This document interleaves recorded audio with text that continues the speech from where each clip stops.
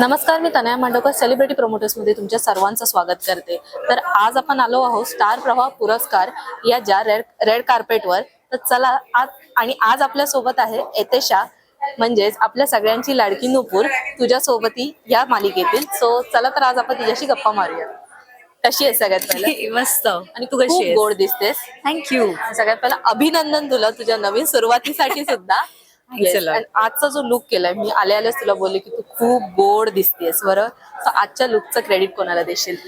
एक डिझायनर आहे तितिक्षा पाटील म्हणून. Okay. तर तिने हा लुक डिझाईन केलाय. मी तिला खरं तर आधी भेटलेली आहे, पण आता या 4-5 दिवसात मी तिला भेटलेली नाहीये. तिला फक्त मी माझी रिक्वायरमेंट सांगितली आणि तिने मला हे सगळं रेडी करून दिलं. सो मला खरंच खूप हेल्प झाली आहे तिची. So it's all thanks to her. Yes. And आज तुझं ह्याच्यासाठी नॉमिनेशन, तर तुझी काय एक्साइटमेंट आहे आज? माझी खूप एक्साइटमेंट आहे, कारण सर्वोत्कृष्ट मुलगी आय थिंक ही नामांकन मला मिळालेलं आहे. त्यामुळे मला खूप मस्त वाटतं आणि मला उत्सुकता आहे की त्या अवॉर्डला नक्की कोणाला मिळणार आहे. आणि मला नाही मिळालं तरी सुद्धा ज्यांना मिळेल त्यांना आय एम शुअर की त्याही डिझर्विंग असतील तेवढ्याच. सो बरं, आज ह्याच्यासाठी तुझं नॉमिनेशन आहे, तर ह्याच्या अगोदर सुद्धा तुला पुरस्कार मिळालेले असतील असो, तर त्याच्याबद्दल काय सांगशील? एक बोलताना आठवणीतला पुरस्कार जो नाही आपण विसरू शकत, की हे माझ्या आयुष्यातला पहिला पुरस्कार आहे किंवा पहिला अवॉर्ड आहे, तो कायम आपल्या लक्षात राहतो, असं कोणता अवॉर्ड आहे? भले ते शाळेतला असो की कोणतेही असो. माझं सगळ्यात लाडकं आय थिंक अवॉर्ड हेच असेल की मी जेव्हा खूप लहान होते तेव्हा मला पहिलं मिस युनिव्हर्सचं अवॉर्ड मिळालं होतं. आणि मी शाळेत होते आणि आमच्या डान्स क्लासमधल्या सगळ्या मुलींचं एकत्र ते एक पॅजंट टाईप आमचा बसवला होता आणि त्यात मला मिळालं होतं.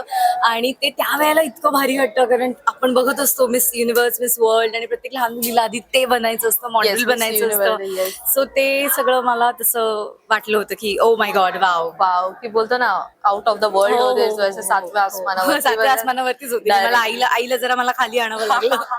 आणि आज म्हणजे आता बघ, वुमन्स डे येतोय इव्हन, तर त्याच्याबद्दल तू काय सांगशील? कारण आजकाल ना खूप काही वेगळं घडतंय, की वुमन्स डेच्या ह्याच्यात बोलू शकतो आपण की रेप सिच्युएशन असो, बरेच काही क्राईम्स घडतायत वुमन्सच्या बाबतीत. तर त्यांनी काय प्रिकॉशन्स घेतले पाहिजे किंवा काय केलं पाहिजे?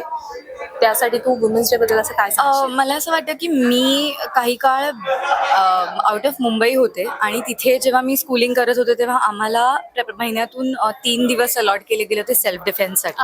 सो मला असं वाटतं की अभ्यासक्रम जो आहे त्याच्यातच त्यांनी ह्या गोष्टीची इन्व्हॉल्वमेंट केली पाहिजे. की आणि फक्त मुलींना का, म्हणजे मुलांबरोबरही हॅरेसमेंट होतं बऱ्याच सो त्यांना एक काही प्रकारे स्वतःला वाचवता आलं पाहिजे, किंवा अगदी त्या समोरच्या माणसाला जखमी नाही केलं तर तिथनं पळून जाता आलं पाहिजे. एवढ्यासाठी तरी आपल्याला एक बेसिक डिफेन्सचे टॅक्टिक्स शिकावेत आणि त्यांना हे एक्सप्लेन केले पाहिजेत. आणि ऑफकोर्स आय थिंक जरा आपले सगळे नियम सुद्धा जरा घट्ट करण्याची गरज आहे. आपण बघत असतो की इतर देशांमध्ये काय शिक्षा आहे फॉर रेप आणि हॅरेसमेंटसाठी, तर मग आपल्याकडे तेवढी टाईटनेस का नाहीये किंवा तेवढं सिरियसनेस का नाहीये ह्या गोष्टींचं, जेव्हा दर आठवड्याला आपल्याला कोण ना कोणतरी आपण बघतो न्यूजमध्ये की असं होत आहे. तर खूप वाईट वाटतं ह्या गोष्टीसाठी, पण आपण किती लोकांना हँडल करू शकतो.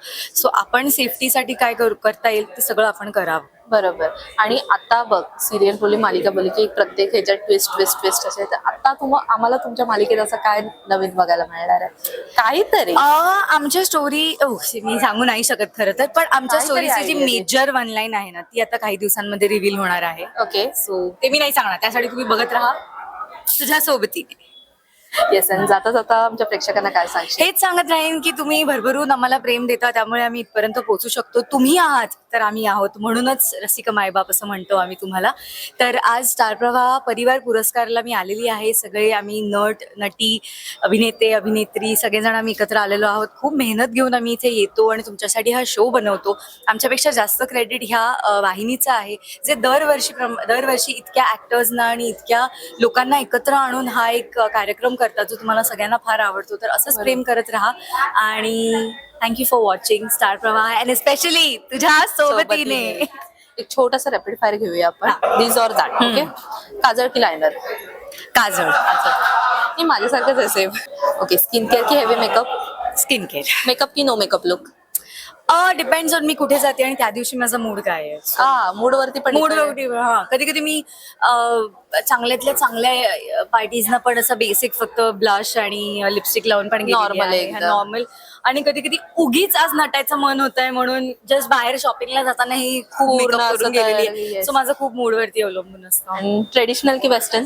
Traditional any time. Any time traditional. म्हणजे आय एम सॉरी पण मला कुर्ता हा एक जो गोष्ट आहे ना ती मला भयंकर आवडते. भयंकर म्हणजे मला आणि इव्हन तुझ्या ह्याच्यातला गेटअप मध्ये असा जो तू मला मागे बोलली पण होतीस की हा लुक मला खूप आवडलाय तनया. हा मला इतर अनारकलीज खूप आवडतात. अनारकलीपेक्षा पण मला असं वाटतं की कुर्ता आणि आपण इंडो वेस्टर्न हा जो लुक आपण Look केलाय आपण मागच्या एक करतो. 10-20 वर्षामध्ये Yes. इतके म्हणजे मला असं झालं तुमचा कुठलाही रंग असो तुम्ही कुठल्याही बॉडी टाईपचे असाल Yes. उंची असेल नसेल तुम्हाला इंडो वेस्टर्न हे चांगलंच दिसतं. Yes any so time. ते असं एक आहे ना it is a go to zone. आणि माझ्यासाठी आय लव्ह वेअरिंग इंडियन कॉटनचे कपडे किंवा आपल्या जे काय इंडियन असतं की Indian. सिल्कची साडी असेल सिल्कची साडी असो, नऊवारी असो.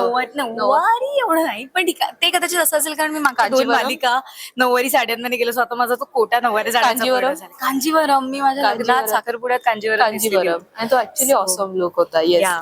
अँड की नोज पिन?